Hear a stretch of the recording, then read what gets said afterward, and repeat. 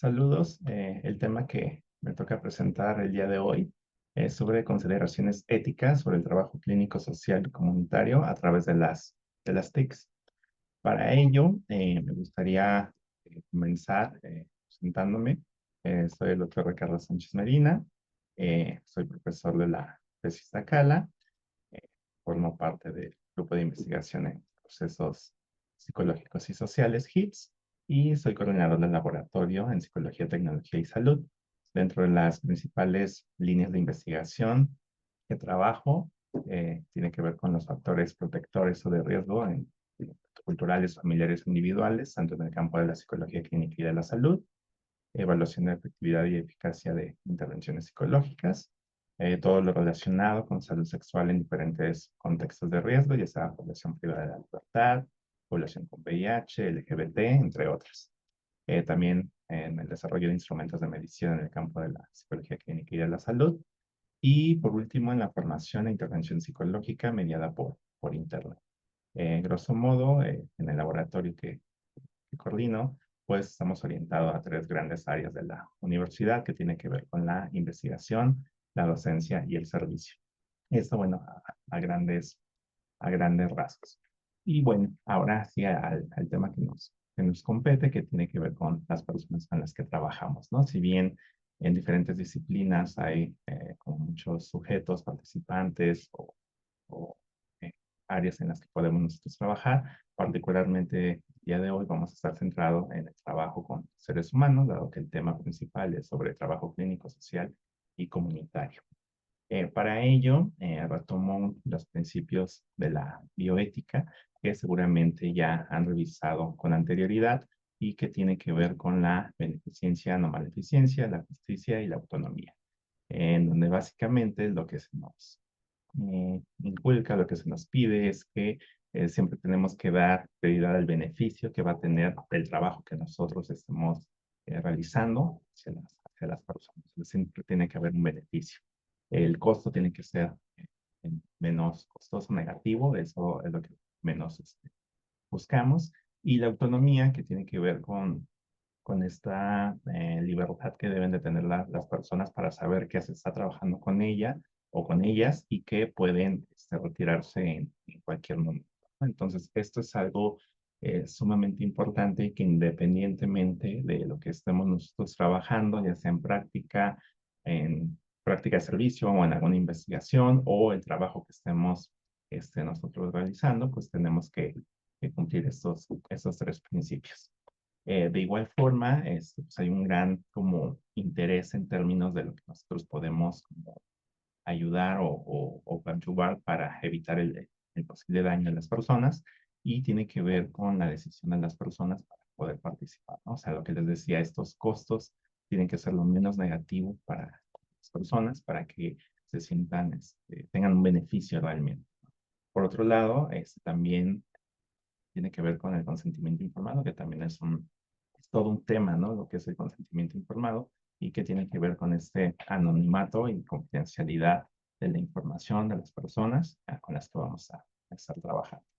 Además de ello, también pues, tenemos todos una responsabilidad social en la que debemos de atender pues al contexto sociohistórico en el que nos estamos enfrentando hoy en día, ¿no? De tal forma que podamos trabajar, podamos, no solo es decir, voy a hacer una intervención con una población en particular, sino que tenemos que analizar todo ese contexto en particular, ¿no? Por ejemplo, yo que trabajo con personas que viven con VIH, o que estoy trabajando con temas de salud sexual, debo de tener mucho cuidado, ¿no? Al momento del trabajo que yo estoy realizando, porque esto puede ocasionar o puedo yo mismo fomentar ciertos estigmas o discriminaciones hacia las personas, por ejemplo, que viven con VIH, si no tengo el cuidado necesario al momento de estar diseñando mis intervenciones. Y por otro lado, cuando nosotros hacemos propiamente una intervención, debemos de tener mucho cuidado en algunas ocasiones cuando utilizamos todo un carácter experimental, pues se supone que vamos atendiendo a ciertos procesos rigurosos, pero a veces eso no es compatible con las personas con las que estamos trabajando. Y por otro lado, también aquellas que están basadas como en la intuición, es decir, pues yo supongo que podría trabajar de esta manera o de tal cual forma, pero no necesariamente corresponde a algo basado en evidencia y que pues éticamente debemos nosotros estar como respondiendo a ello. Entonces, bueno, en general, ¿qué es lo que se busca? O sea, o qué es lo que buscamos cuando estamos trabajando con las personas? Pues por un lado, o sea, siempre vamos a privilegiar que se preserven sus derechos, preservar la integridad de las personas y preservar el bienestar físico, psicológico y social.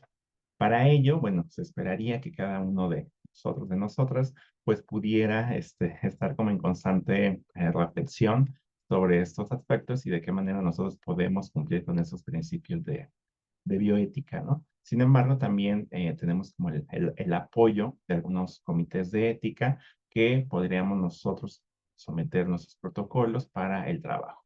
Aquí algo importante es que generalmente esos comités de ética o gran parte de esos comités están como orientados hacia el trabajo que se hace en investigación. Sin embargo, también cuando hacemos servicio, también es muy importante que pensemos en esos comités de ética, ¿no? A veces solo lo pensamos como si estuvieran orientados hacia la investigación, pero no. O sea, en todo el trabajo que nosotros hagamos con otras personas, pues tendríamos que someterlo a esos principios a esos comités de bioética.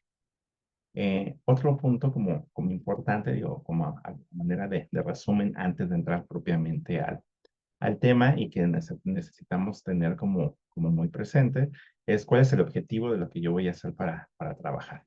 En algunos casos, en psicología, sobre todo, nos centramos mucho en la parte de la evaluación y pocas veces en la intervención. Entonces, nos llenamos de muchas evaluaciones, pero pues realmente cuál es el beneficio que trae esto para las personas, ¿no? Entonces, es necesario como identificar cómo podemos nosotros contribuir para una mejora en las personas. La misma elección del tema también podría ser un punto a considerar en el sentido de que pues, hay ciertos temas como más llamativos o que pudieran ser como los temas de moda y dejamos de lado otros puntos, otras áreas de interés que podrían estar contribuyendo.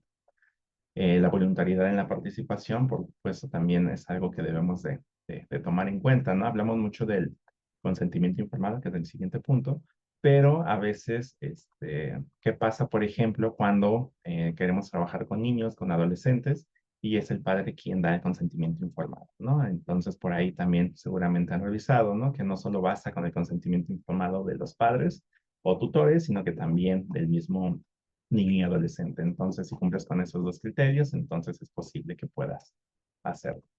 La simetría de roles, pues también es un punto como importante que a veces no discutimos. Generalmente el psicólogo, quien está haciendo pues su práctica o su investigación, pues al final podría colocarse en una posición jerárquica en donde lo que dice y hace pues tiene cierto impacto en las personas, ¿no? Entonces es algo que debemos nosotros también de tomar en cuenta para que no transmitamos nuestros propios prejuicios o nuestras propias ideas a las personas. La contextualización cultural, eso también es algo muy importante. De por ahí se habla mucho de que no podemos utilizar intervenciones que están diseñadas para un contexto y utilizarlas en otro completamente diferente, ¿no? Debemos de tomar en cuenta esas condiciones. ¿Qué hacemos también con la información que estamos obteniendo? O sea, a veces pensamos que está ahí en el baúl de los recuerdos, se queda ahí almacenada y a veces no nos tomamos como la delicadeza para saber qué hacer con esa información. Y como lo veremos más adelante, cuando hablamos en términos del papel, pues a lo mejor es más fácil poder identificar cómo destruir esa información, pero con los datos digitales el tema se vuelve más complicado porque a veces quedan resguardados en las nubes cierta información y entonces no es tan fácil como poder destruir esa información. Y por último, pues la parte de la confidencialidad y la comunicación de los resultados, ¿no? ¿Qué vamos a hacer con esa datos que estamos nosotros obteniendo y que vamos a estar como diseñando, ¿no? Entonces, si bien esto es algo como de manera como muy general que ya se ha revisado, es algo que debemos de tener presente independientemente de lo que nosotros estamos haciendo o a través de los medios tecnológicos. En psicología, ¿qué tenemos? Digo, finalmente en cada disciplina hay diferentes códigos, compartimos algunos de estos postulados, de estos principios, Pero bueno, en psicología tenemos, al menos aquí en México, tenemos el Código Ético del Psicólogo, del CNAID y de la Sociedad Mexicana de Psicología. Es edición del 2010. El Código de Ética de la UNAM, que bueno, a nivel de contexto, profesores académicos, estudiantes, alumnos, pues debemos de conocer. Y de la APA también tenemos esos principios del Código de Conducta.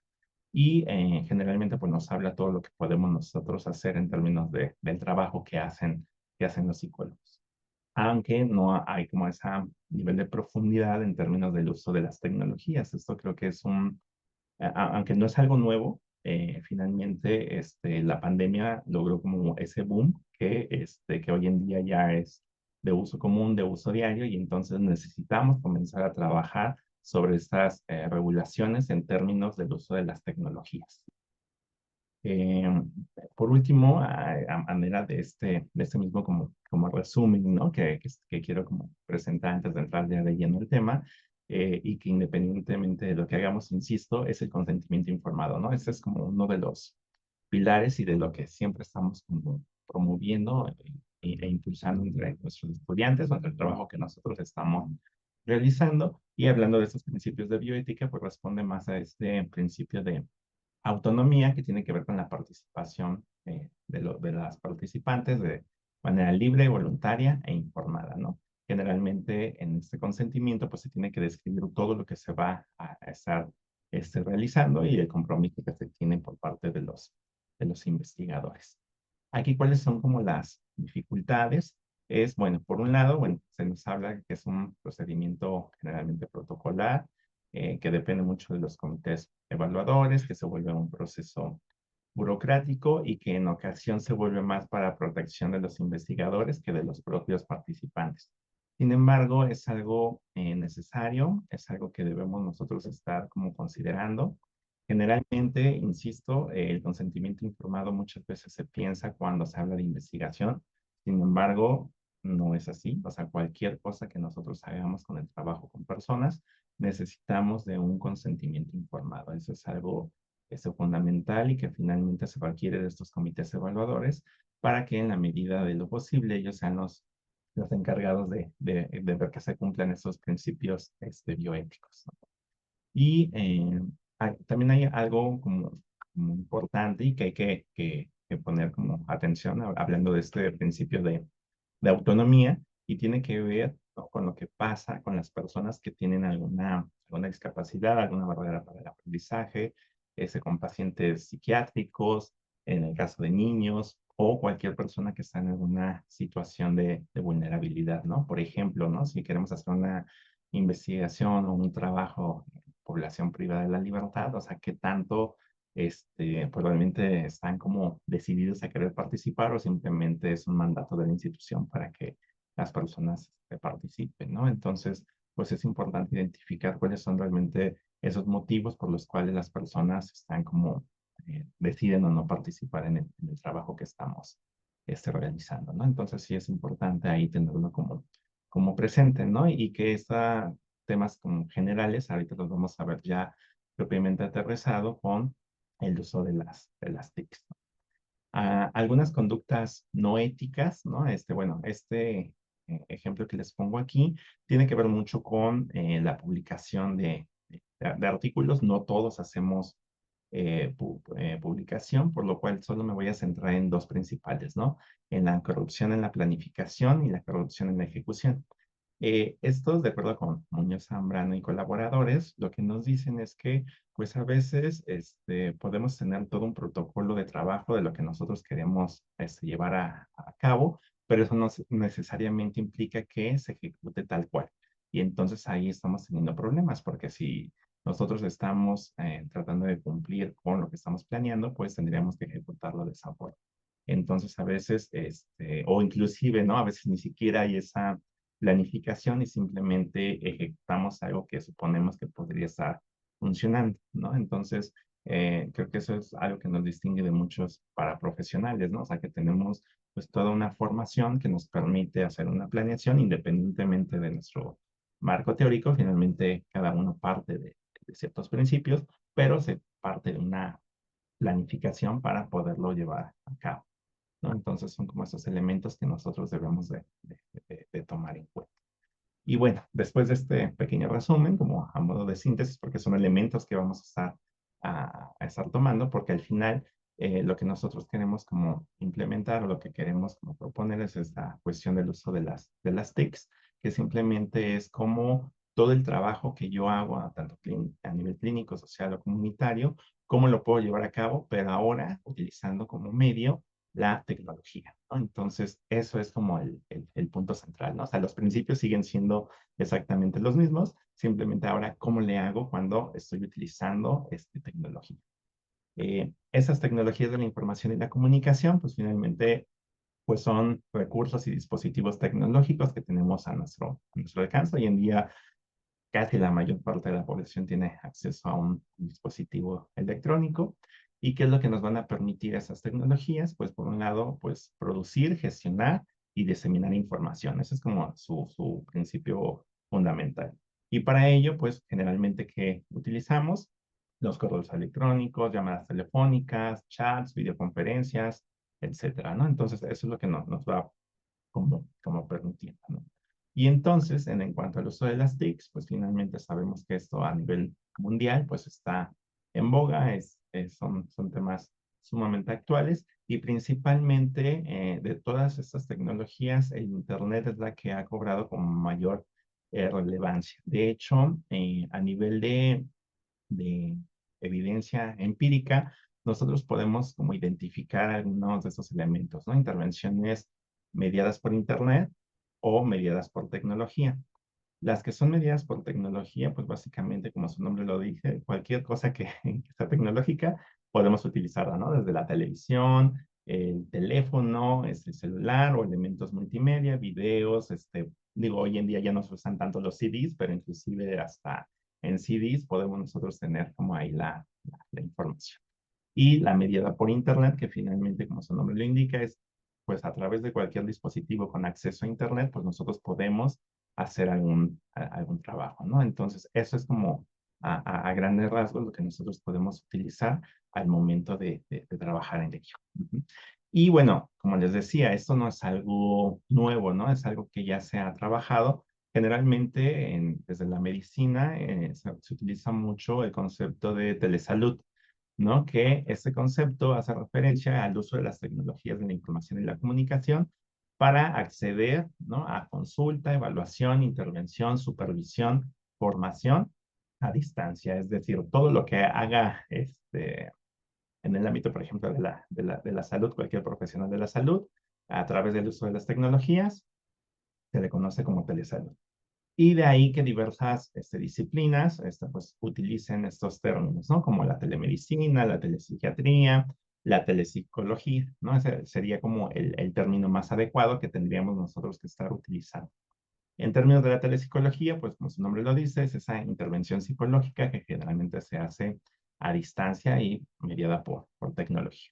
Aunque también hay como algunas otras tendencias que hablan de esta teleterapia, ¿no? Aunque no necesariamente en todos los casos hacemos teleterapia, ¿no? O sea, en algunos casos inclusive, ¿no? O sea, hacemos evaluaciones, hacemos esas intervenciones, hacemos entrevistas, hacemos pues todo lo que hacen psicólogos que ustedes pueden como checar, pues al final a eso se le conoce como telepsicología. Uh-huh. Y dentro de las diversas como modalidades del trabajo que nosotros podemos hacer, tenemos tres grandes áreas que tienen que ver con la terapia a distancia, la terapia web y la terapia virtual. Uh-huh. Esto básicamente tiene que ver con el nivel de interacción que va a tener el participante con el psicólogo o psicóloga, ¿no? Desde una menor interacción hasta una mayor interacción. La terapia a distancia es de manera sincrónica, o sea, es en vivo, que tiene que ver a través de videoconferencia o de teléfonos inteligentes o teléfono normal.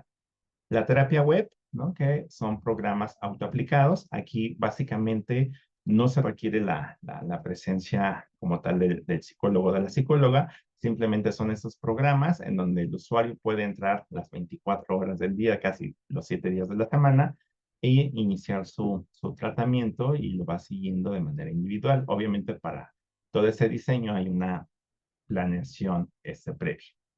Y la terapia virtual, que tiene que ver con la simulación de ambientes virtuales, ¿no? Generalmente se utilizan mucho en el caso de fobias, donde hay como un gran avance ahí en investigación, ¿no? En donde estos simuladores, pues, lo que nos permiten es que las personas vayan aprendiendo a, a enfrentarse a esas situaciones.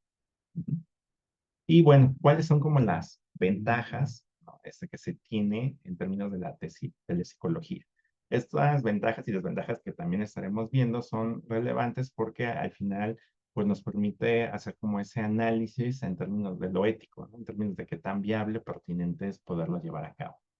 Por un lado, se nos habla de la privacidad, ¿no? O sea, es más fácil que las personas puedan sentirse pues en ese espacio cómodo privado en donde pues, nadie más va a estar enterado, ¿no? Por ejemplo, ¿no? En la investigación se señala mucho, por ejemplo, en personas que viven con VIH, cuando se hacen intervenciones en línea, pues no necesariamente acuden a la clínica especializada de atención a personas que viven con VIH y entonces pues a veces se sienten juzgadas, se sienten criticadas y el hacerlo a través de medios digitales, pues se mantiene esa privacidad.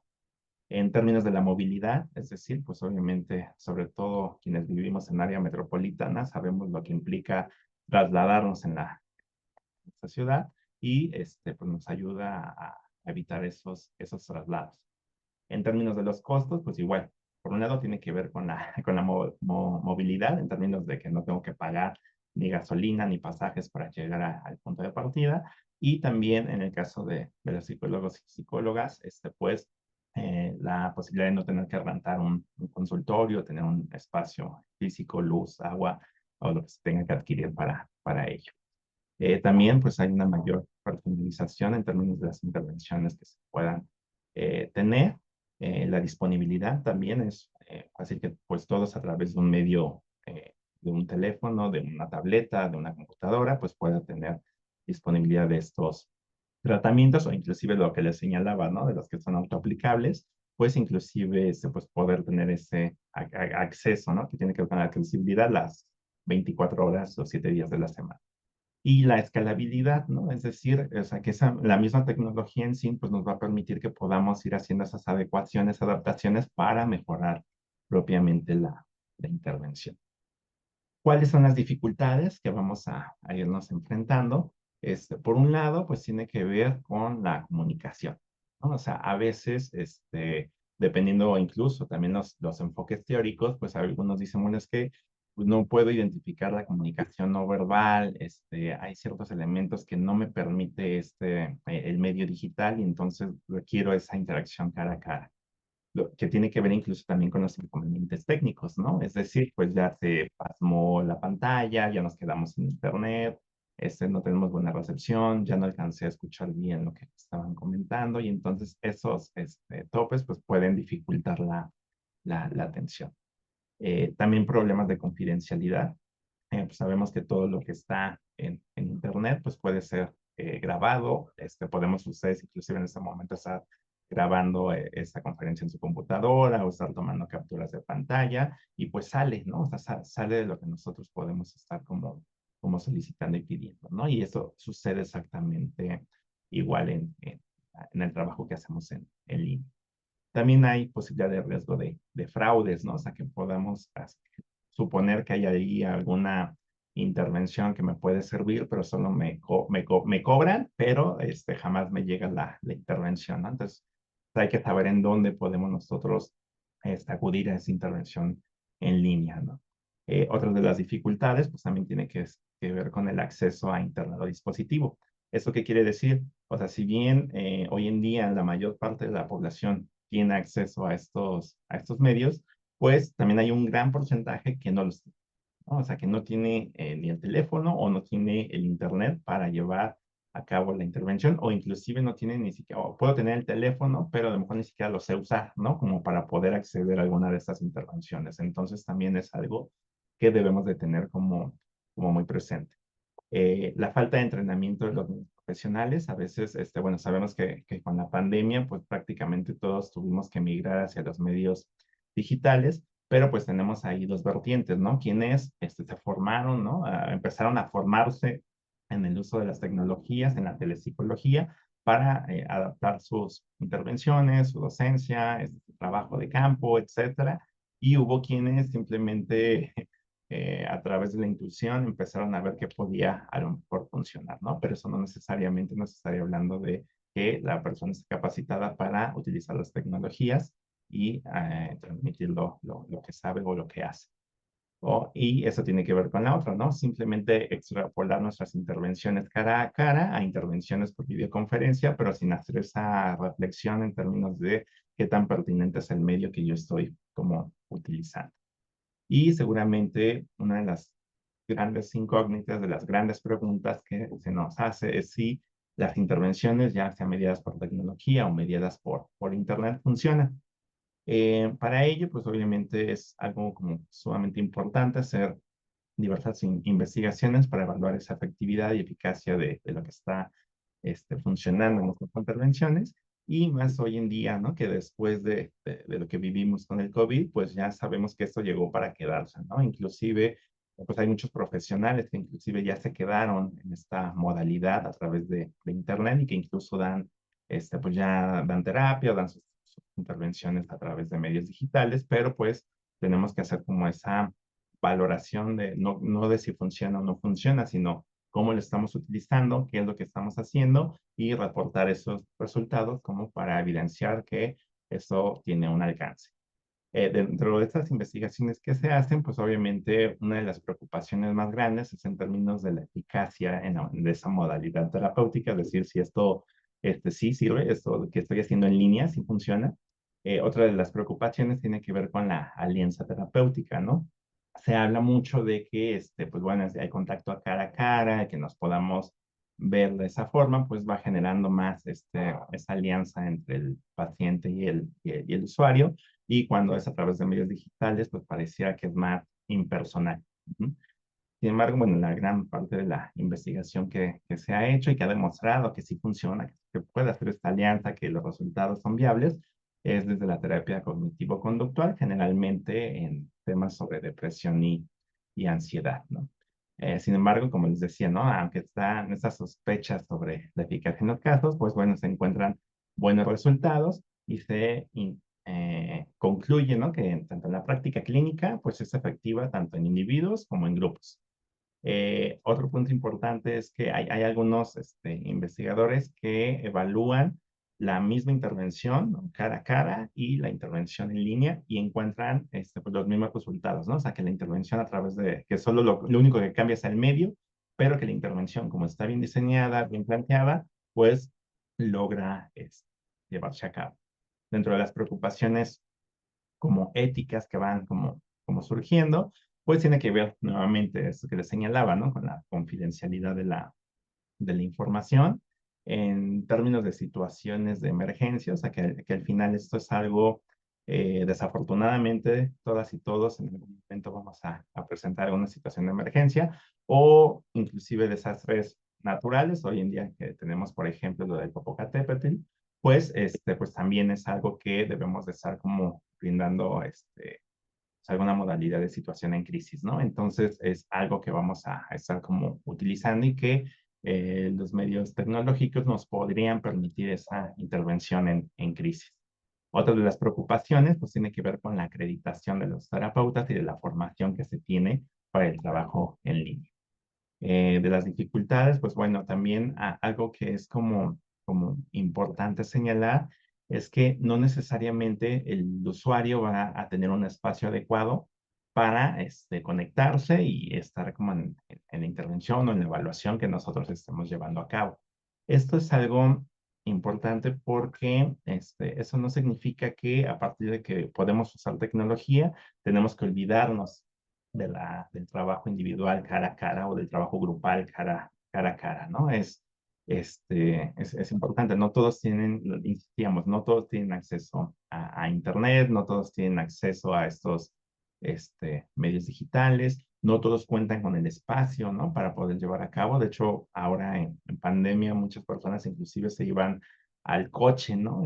Si tenían el coche para poder tomar su terapia, o encerrarse, ¿no? En un cuartito en donde pudieran ahí hablar muy bajito, ¿no? Para poder hablar acerca de lo que estaban viviendo, ¿no? Entonces, son elementos que debemos de tomar en cuenta y no suponer que todas y todos tienen las posibilidades de poderse conectar en un espacio adecuado. Ujú. Otro punto importante en esta misma línea es que, y que es algo que siempre resalto mucho, tiene que ver con este vínculo entre la investigación y el servicio. Lo que les señalé anteriormente en ejemplos de esas preocupaciones, pues generalmente pues son investigadores que se dedican a averiguar qué es lo que está pasando, qué está sucediendo, pero pues sabemos que hay una gran parte de psicólogas y psicólogos que se dedican al servicio y que no documentan, ¿no? Lo que está, lo que hacen, lo que funciona y cómo lo están llevando a cabo. Aquí es como muy importante hacer ese vínculo, ¿no? Entre la investigación y el servicio de tal forma que, pues, aquello que se está haciendo se pueda reportar y viceversa, ¿no? Eso que ya se reportó que funciona, se pueda transmitir a los que se dedican al servicio para que podamos brindar una atención más personalizada. De manera general, en psicología, nos quedamos mucho, ¿no? Insisto, en la parte de la evaluación y diagnóstico y pocas veces, o sea, si hacemos esa comparación de lo que está publicado, por ejemplo, en términos de alguna temática, por ejemplo, violencia, pues podemos encontrar una gran diversidad de publicaciones que hablan sobre qué es la violencia, cómo se da la violencia, etcétera. Pero en comparación a las intervenciones que se hacen sobre violencia, pues nos damos cuenta que se hace un embudo y que son cada vez menos, ¿no? Entonces es importante, ¿no? Que pues es un principio ético, ¿no? O sea, buscar este beneficio hacia las personas y que eso nos lo va a permitir, pues que nosotros en términos de la evaluación o el diagnóstico que estemos haciendo, pues hagamos este diseño de la intervención, que la apliquemos y que probemos esa misma intervención y que nuevamente regresemos, ¿no? Es un proceso cíclico y que nos va a permitir ir avanzando en lo que está como funcionando. Eh, Ahora sí, en términos, por ejemplo, de la evaluación que hacemos a través de la aplicación de instrumentos, de escalas, inventarios, etcétera, pues hay muchas herramientas que nosotros podemos utilizar. Generalmente en Google tenemos los clásicos formularios, que de hecho pues, sabemos que tenemos como gran acceso es una herramienta gratuita que nos permite hacer preguntas hacia los usuarios y que nosotros vamos haciendo esas adecuaciones. Pero es importante como tomar en cuenta una gran diversidad de otras herramientas que nosotros podemos utilizar y que depende pues del tipo de servicio, los costos, el almacenamiento, o sea, cuánta información podemos guardar, la seguridad, la privacidad, el uso que le vamos a dar, la personalización, es decir, inclusive hay algunas formatos, escalas que nosotros podemos utilizar o alguno de estos programas que nos permiten hacer la evaluación individual y que le llegue automáticamente al usuario para que conozca cómo se encuentra, ¿no? Entonces también es como importante que nosotros podamos estar considerando y utilizando. Aquí algo importante que debemos nosotros de estar considerando es que si bien hay como esas posibilidades y esas herramientas tecnológicas nos permiten obtener información de una gran cantidad de usuarios, pues no abusemos, ¿no? O sea, de repente, no sé si ustedes se han encontrado en la red, nos abren, entran a alguna red social y de repente les llegan o los invitan a responder un montón de cuestionarios. Y entonces a veces eso pues va dificultando, ¿no? A veces las personas dejamos de responder, dejamos de poner atención y ya no le damos ese seguimiento al que nosotros estamos como esperando, ¿no? A esa validez de los resultados que esperamos. ¿Qué hay que considerar de manera ética, no? Por un lado, los famosos CAPTCHA, no sé si ustedes han visto que de repente antes de iniciar cualquier cosa tienen que escribir una palabra, resolver alguna operación sencilla o poner mayúsculas y minúsculas, números para poder avanzar. Esto, pues, propiamente tiene que ver con poder evitar, pues, que los robots, los bots, se puedan generar respuestas de manera automática, ¿no? Y que realmente sepamos que una persona está llevando a cabo la, la evaluación que nosotros queremos estar como checando. Otro punto importante tiene que ver con forzar que el usuario nos tenga que responder a todas y cada una de las preguntas. Los formularios, ustedes han tenido la experiencia y han hecho alguno de ellos, ustedes verán que tiene la opción, ¿no? De que la respuesta sea obligatoria o que sea, o que sea abierta, ¿no? O sea, que simplemente pueda no responder.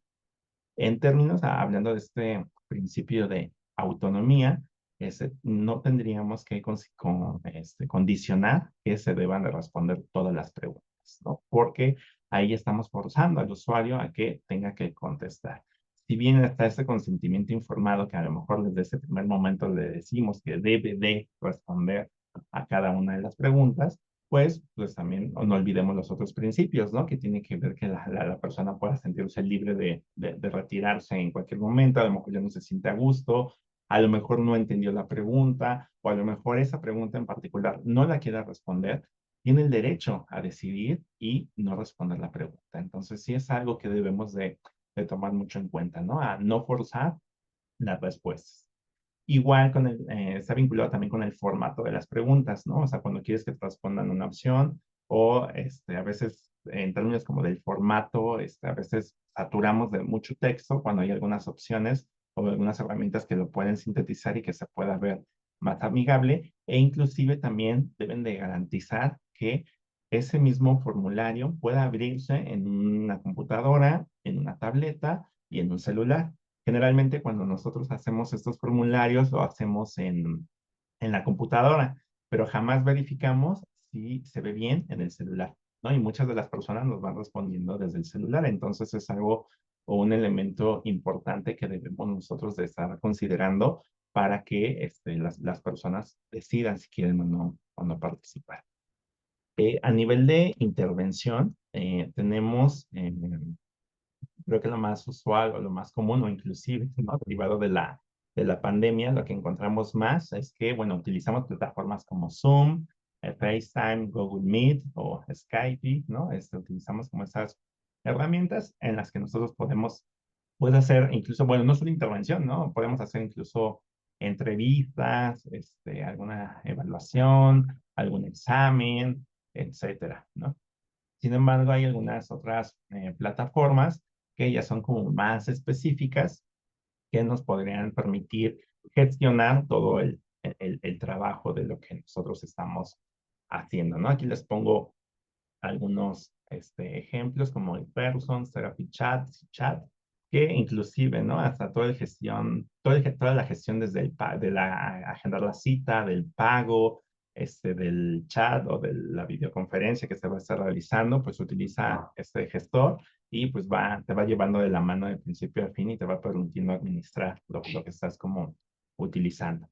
O incluso hay algunas otras aplicaciones, hablando de lo que señalábamos de las intervenciones autoaplicables, tenemos estas, ¿no? Entre muchas otras más que hay también ahí en línea, que nos permiten pues llevar a cabo pues algunas intervenciones muy puntualizadas sobre ciertas problemáticas particulares, ¿no? Pero bueno, independientemente de la aplicación o de lo que estamos nosotros desarrollando, uno de los puntos como importantes a tomar en cuenta es la planeación. O sea, es decir, o sea, cuando hablamos de intervención o cuando trabajamos con nuestros estudiantes, a veces pedimos las cartas descriptivas y en donde nos van como desglosando qué es lo que se tiene que ir haciendo para lograr el objetivo. Aquí, además de ello, es importante, ¿no? Considerar cuál es la estrategia que vamos a utilizar, ¿no? Vamos a utilizar un medio de conferencia, de videoconferencia, en la que vamos a estar este, en alguna computadora cara a cara. Vamos a dejar algunas actividades, vamos a evaluar esas actividades, qué es lo que esperamos obtener de ello, cuál es el medio más adecuado, ¿no? Para llevarlo a cabo, ¿no? O sea, me conviene utilizar Zoom, me conviene utilizar alguna aplicación como las que están aquí. Podría complementar tanto con una intervención cara a cara, con alguna de estas otras aplicaciones, o sea, es algo que debemos de estar como considerando, ¿no? Para el trabajo que vamos a estar como desarrollando. e inclusive, ¿no? A aspectos éticos que debemos de considerar. ¿Cuántos o cuántas de ustedes han revisado los términos de condiciones del uso de Zoom, por ejemplo, ¿no? O sea, ¿qué pasa con la información que yo estoy grabando? ¿Qué pasa si alguien más puede ingresar a la sala, ¿no? A veces también eso pasa mucho en la pandemia, ¿no? O sea, de repente estábamos en clase y de repente se conectaba alguien, ¿no? Y decía groserías o mostraba imágenes, etcétera, ¿no? O sea, ¿qué pasa, no? ¿Han visto los términos de condiciones? O sea, ¿qué es lo que pasa con toda esa información, tanto e inclusive de los formularios que utilizamos para recabar información? ¿Qué pasa con esa información? ¿No? Es importante pues, tener ese cuidado, ¿no? El almacenamiento que vamos a tener. Sabemos que utilizar Internet, pues es algo que el Internet es para siempre, ¿no? O sea, lo que publique alguien en algún momento, pues va a quedar ahí, ¿no? Entonces, hay que saber dónde queda almacenada toda esa información que estamos como nosotros teniendo y tener el cuidado en su manejo. Y bueno, para terminar, bueno, una de las conclusiones que siempre se llega en términos del uso de la tecnología es que pues la tecnología es un medio, no es el fin. Entonces hay que ver de qué manera podemos nosotros hacer nuestras evaluaciones, nuestras intervenciones a través de la tecnología, pero para ello se requiere de una formación. O sea, debemos formarnos en telepsicología. Creo que es algo que ya no podemos como dejar ahí como una opción. O sea, creo que hoy en día, sobre todo la pandemia vino a acelerar todo este proceso y entonces pues tenemos que formarlo, ¿no? Tenemos que averiguar qué es eso de la telepsicología, qué es lo que ha funcionado, qué es lo que se está haciendo, cómo podemos nosotros contribuir y de esa manera pues trabajar, ¿no? Para ofrecer, ¿no? Y cumplir con esos principios de beneficencia, no maleficencia, justicia, autonomía y cómo trasladarlos a estos medios digitales. De igual forma, ¿no? Pues analizar sobre qué es más conveniente, qué nos sirve más en términos de si es una intervención individual, si es una intervención grupal, ambas son posibles, pero es importante pues ver si el medio tecnológico que estoy utilizando me permite, ¿no? Cumplir con mi objetivo y algo sumamente importante. Eh, Continuemos, implementemos, formémonos, hagamos telepsicología, pero no nos olvidemos de las intervenciones y de las interacciones cara a cara, ¿no? O sea, sabemos que no todas, no todos tienen acceso a estos medios tecnológicos y pues requieren, ¿no? Que continuemos haciendo esta labor que venimos haciendo como lo hemos venido haciendo a lo largo de estos años. Y por último también, pues hablar de medios tecnológicos también nos habla en cuestión de accesibilidad, ¿no? ¿Qué pasa con las personas que no oyen, las personas que no ven? Entonces también la tecnología al final del día nos permite, ¿no? Tratar de responder a esas barreras, ¿no? A veces podemos utilizar audios, videos, ¿no? Cambiar las tonalidades, inclusive las tonalidades de la luz. Digo, aquí les puse una diapositiva, ¿no? Pero, pues hay que ver si los colores son los más adecuados y si a lo mejor tenemos a alguien que no, corresponda a estos colores, pues ver de qué manera nosotros podríamos estar como haciendo esas adecuaciones, ¿no? O inclusive, ¿no? A veces pensamos en intervenciones a lo mejor incluso inalcanzables. No todos tenemos las mismas posibilidades, ¿no? Hace poco me tocó conocer de un planteamiento de una intervención en la que se sugería trabajar con cuidadores de enfermos terminales y a través de una intervención en línea, eran varias sesiones, pero ustedes qué pensarían de ello, ¿no? O sea, ¿ustedes creen que un cuidador va a tener el tiempo para conectarse a una sesión, a varias sesiones en línea, ¿no? Para cuidar su bienestar, cuando a lo mejor ni siquiera tiene el tiempo? O cuando sabemos que estos cuidadores generalmente también son personas adultas mayores que se dedican a cuidar a otras personas enfermas y entonces tiene el acceso a un medio digital. Entonces hay que tener cuidado, ¿no? En términos de que el piso no es parejo para todas y para todos y cómo eso puede interferir en lo que nosotros estemos estamos proponiendo. Y bueno, eso es todo. Muchas gracias. Les dejo aquí mis datos de contacto. Básicamente, bueno, lo que quería transmitir el día de hoy es, pues que el uso de la tecnología es viable, es pertinente. Los principios de bioética es lo que es lo que debe de privilegiar, de que la tecnología solo es un medio, que necesitamos formarnos, ¿no? En telepsicología para saber si es pertinente, si es adecuado que nosotros usemos la tecnología para lo que queremos nosotros estar realizando. Muchas gracias y seguimos en contacto.